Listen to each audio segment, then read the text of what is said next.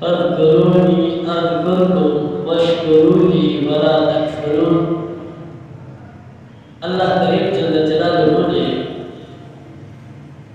قرآن مجید فرقان رشید کے اندر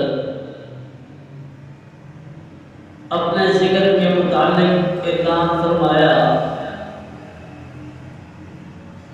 کہ تم مجھے یاد کرو، میں تمہیں یاد کروں گا، اور تم میرا شکر ادا کرو اور ناشکری نہ کرو۔ اس آیت کریمہ کے اندر اللہ کریم جل جلالہ نے اپنے ذکر کے متعلق ارشاد فرمایا تم مجھے یاد کرو، میں تمہیں یاد کروں گا، تم مجھے توبہ و استغفار کے ساتھ یاد کرو، میں تمہیں بخشش کے ساتھ یاد کروں گا، میں تمہیں مغفرت کے ساتھ یاد کروں گا۔ اور اگلے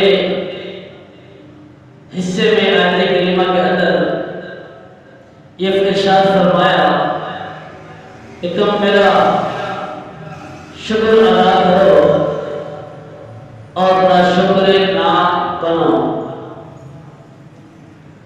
اللہ کریم جل جلالہ نے بے شمار انعامات سے ہمیں سرفراز فرمایا۔ ہم اگر اللہ کریم جل جلالہ کے نعمتوں کو شمار کرنا چاہیں تو شمار نہیں کر سکتے۔ ہم اگر اپنے وجود کے اوپر ہی غور اور فکر کر لیں کہ اللہ کریم جل جلالہ نے ہمیں صحیح سلامت جسم عطا فرمایا، اللہ کریم جل جلالہ نے ہمیں دیکھنے کے لیے آنکھیں عطا فرمائی ہیں۔ ان آنکھوں کی قدر اور قیمت اس سے پوچھا جائے جو ان آنکھوں سے محروم ہے۔ اللہ کریم جل جلالہ نے